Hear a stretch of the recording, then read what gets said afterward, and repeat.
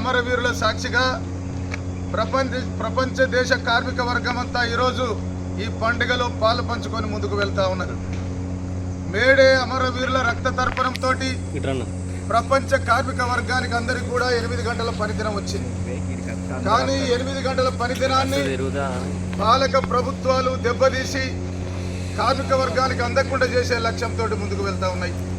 ఆ డెవలప్మెంట్లోనే ప్రైవేటు రంగంలో ఇప్పటికే 8 గంటల పనిదినం లేదు. 12 గంటలు, 16 గంటలు, 24 డ్యూటీ, 24 గంటల డ్యూటీ, మళ్ళీ ఒకరోజు తప్పితే మళ్ళీ 24 గంటల డ్యూటీ. అంటే రోజుకు 12 గంటలు ఇప్పటికే ప్రైవేటు రంగంలో ముందుకు వెళుతూ ఉన్నది. పబ్లిక్ సెక్టర్లో కూడా ఈ అమరవీరుల రక్త తర్పణంతో వచ్చినటువంటి 8 గంటల పనిదినాన్ని పబ్లిక్ సెక్టర్లో కూడా లేకుండా చేయాలనే లక్ష్యంతో పాలక ప్రభుత్వాలు ముందుకు వెళ్తూ ఉన్నాయి. ఆ డెవలప్మెంట్లోనే ఈ మధ్య కాలంలో వచ్చినటువంటి కార్మిక వ్యతిరేకమైనటువంటి 4 కోడ్లు ఏవైతే ఉన్నాయో దానిలో వారానికి 48 గంటల డ్యూటీ అనేటువంటి క్లాజ్ ఏదైతే ఉన్నదో అది కార్మిక వర్గానికి తీవ్ర నష్టం చేయబోతా ఉన్నది. ఇవాళ వారానికి 48 గంటలంటే రోజుకి 8 గంటలే, కానీ ఇవాళ బ్రేక్ డౌన్ అయితే 10 గంటలు 12 గంటలు డ్యూటీ చేపించే పరిస్థితి ఉన్నది. 6 రోజులు డ్యూటీ కాకుండా 4 రోజులు చేపించే పరిస్థితి ఉన్నది.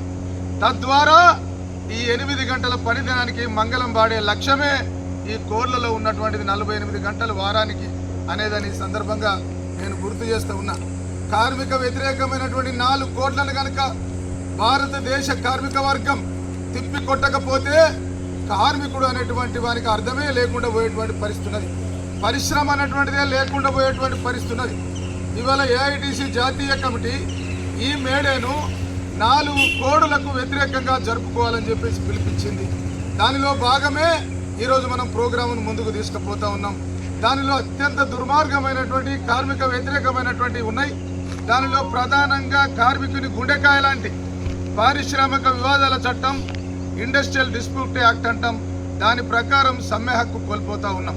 సమ్మె హక్కు కోల్పోతే ప్రైవేటీకరణ, కాంట్రాక్టీకరణ, ఉదారీకరణ పెరిగిపోయి బొగ్గు రంగంతో సహా ఎల్ఐసి కావచ్చు, కస్టమ్స్ కావచ్చు, రైల్వేస్ కావచ్చు, ఇవాళ విమానయానం కావచ్చు, ఓడరేవులు కావచ్చు, ఇవాళ సెంట్రల్ గవర్నమెంట్కు సంబంధించినటువంటి పబ్లిక్ సెక్టర్స్ కావచ్చు, స్టేట్ గవర్నమెంట్కు సంబంధించిన పబ్లిక్ సెక్టర్స్ కావచ్చు, ఇవన్నీ కూడా కాలగర్భంలో కలిపే లక్ష్యమే రాష్ట్ర కేంద్ర ప్రభుత్వాలు చేస్తున్నటువంటి ఈ కోడ్లని సందర్భంగా నేను గుర్తు చేస్తూ ఉన్నా. అదే గనక జరిగితే కార్మిక వర్గానికి 12వ వేజ్ బోర్డు లేదు, జీతభత్యాలు లేవు, పరిశ్రమలు లేవు, హక్కులు లేవు, సౌకర్యాలు లేవు.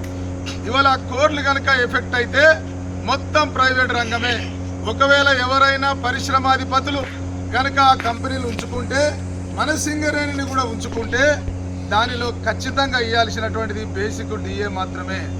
ఇవాళ దానికి సంబంధించిన అలవన్సులు కావచ్చు, లాభాల వాటా కావచ్చు, దీపావళి బోనస్ కావచ్చు, దసరా అడ్వాన్స్ కావచ్చు, 3 నెలల బోనస్ కావచ్చు, అండర్గ్రౌండ్ అలవన్స్ కావచ్చు, ఏ అలవన్స్ కూడా ఇవ్వద్దని చెప్పేసి దీంట్లో రాసి ఉన్నది.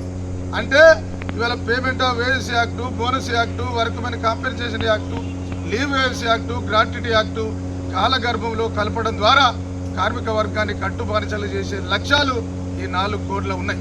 భవిష్యత్తులో రాబో రోజుల్లో 4 కోట్లకు వ్యతిరేకంగా సమ్మెలు జరిగితే, హర్తాలు జరిగితే, గేరావులు జరిగితే, ఉద్యమాలు జరిగితే బొగ్గు గని కార్మికులు యావత్ భారతదేశ కార్మిక వర్గం పొగల దునికి ఉద్యమాలు చేయకపోతే ఈ హక్కులు దక్కేటువంటి పరిస్థితి లేదు.